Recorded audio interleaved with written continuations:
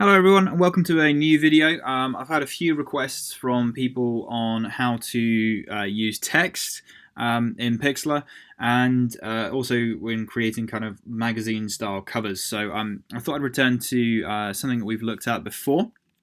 Particularly in year 10, and some of the year 11s have looked at it as well. And that's the work of Barbara Kruger. So Barbara Kruger is a conceptual artist, largely working in the 20th century, but still producing work from time to time. And we've got a selection of some of her pieces here being one of her more recent images, and then moving through some of her past work. So generally using these really block red colors with a black and white image that usually has grain and texture added to it, and then a really striking white type that is then followed by a red box behind it.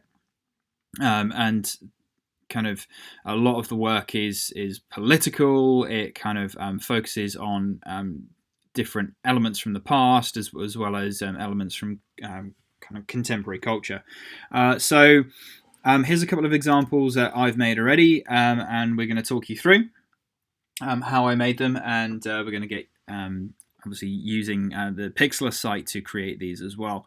So just a quick reminder that Pixlr is a free website, so it's free online editing software, and there are two different versions. Today we're going to be using the advanced E version, which, as we've discussed before, looks a bit more like Photoshop. So when we click onto, obviously we need to open an image. So like before, we're going to go open image, and I've got a whole folder of imagery ready to go for demonstration purposes. So I'm just going to open this one up, and then it will load it up for us. So, as we've discussed before, it looks very similar to Photoshop. It's not as capable as Photoshop, but it's still very similar. So what we've got here is obviously our image space in the middle.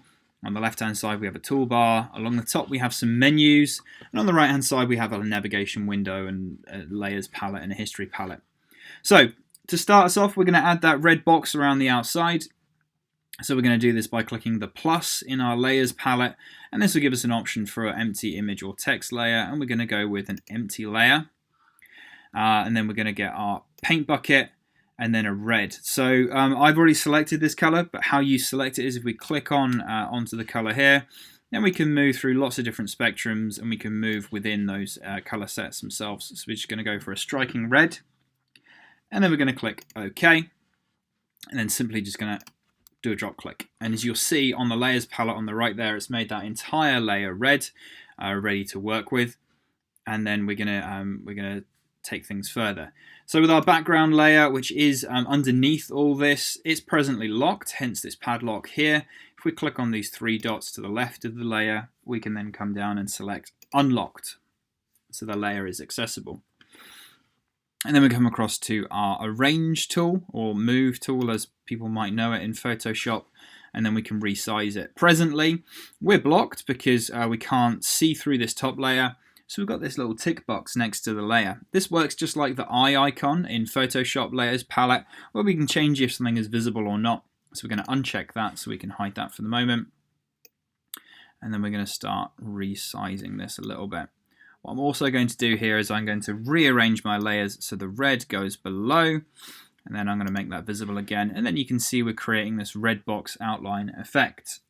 Okay, so that's the first step. We've made our red outline, and we've got our image on the screen. So just like with Photoshop, it's important to remember that whatever we do only ever affects the layer that we have selected. So I'm going to go ahead and select that layer that is still called background. And as you can see from the thumbnail, it has our photograph in it, and we're going to make some adjustments to that. So the way I'm going to make my adjustments is really quite simple, straightforward. In the adjustments menu, we're going to go to hue and saturation, and we're going to desaturate the image. So we're going to drag that slider all the way down so it desaturates the image, and then we're going to click apply. And then, as you saw in some of the Barbara Kruger image examples, they're quite noisy or quite grainy. So we're going to add that in. So in the filter menu, we've got an option for grain. So we click that, and then we're just going to crank that all the way up for what we want for the moment. Okay, up to 100. And then we go apply. So we've made our black and white, we've made our image, we've added the grain, we've got our red background. Now we need to start adding in type. Now this is what one thing that people specifically ask for is how we use type.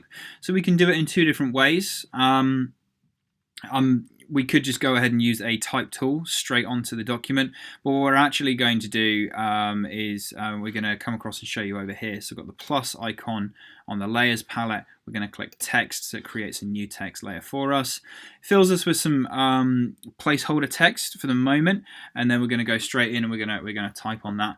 One thing I typed out is rather relevant for what's going on at the moment. How long will this go on for?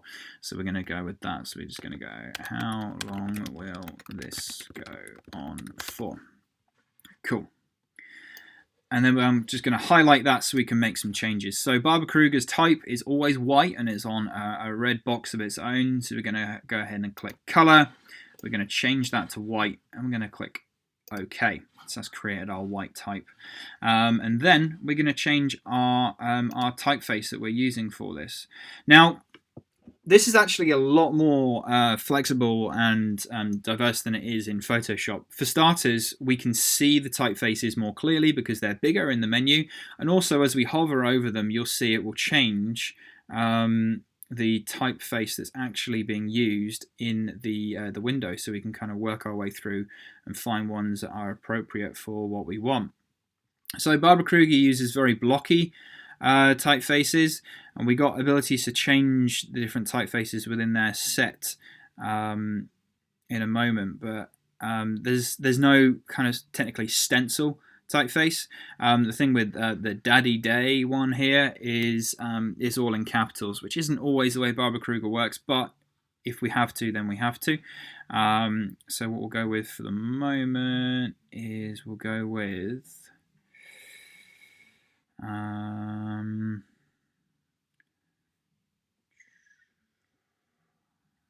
it's too clean. We'll just go back and we'll use Daddy Day for the moment. So as we select that, there's our type and it's on our screen, and we can also rearrange where that sits as well.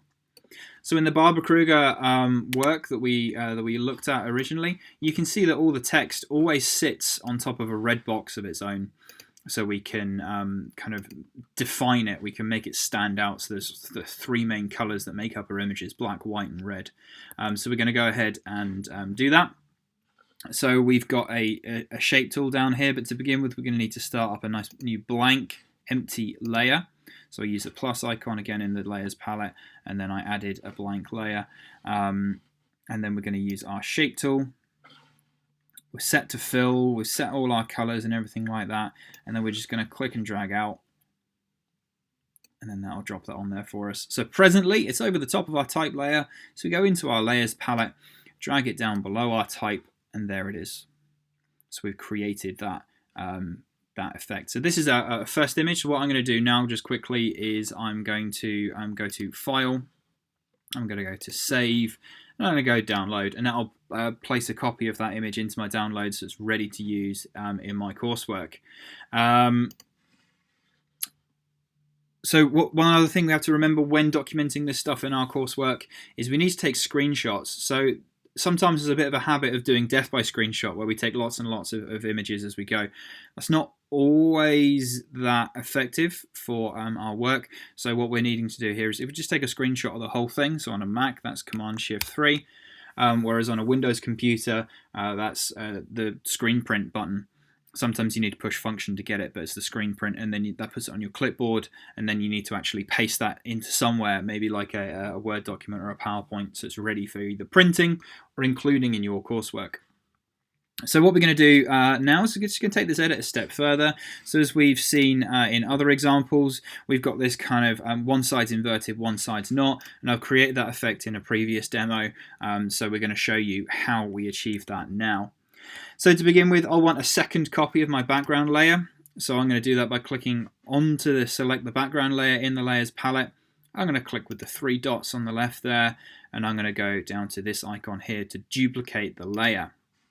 So as you'll see there in my layers palette, we've now got two copies of that. To make life easier, you'll see why in a minute. I'm just going to make the lower of these two not visible, so I'm going to uncheck that. And then we're actually going to go onto our cutout option. Let's select that layer, cutout option. We're just going to use a shape to select this, and then we're going to really simply just drag that out. You'll see a green dotty line box, and what this will actually do is it will keep that segment and it will remove the other segment. Okay, that's absolutely fine for the moment. This is exactly what we want. And then we're going to go to adjustment menu within your browser, and then we're going to go to the invert option, which is down at the bottom, and that will actually invert the color, so it will make that image negative. And then if we make our other background visible again, you can see we've created this two-tone effect. So just quick another screenshot, so we've documented that. And then we're going to go again, file, save, but this time I'm going to add something to the extension. I'm going to go invert half, just so I know that it's different.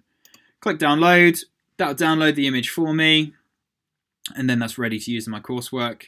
And that's pretty much it. So that's how we're using type, and particularly how to work in the style of Barbara Kruger using Pixlr.com. From here, to document it in your coursework, we're using those screenshots, we're using before and after images, and we're making sure we're talking about what we've done, how we've done it, and making connections to the artist as to the inspiration and influence behind that creation.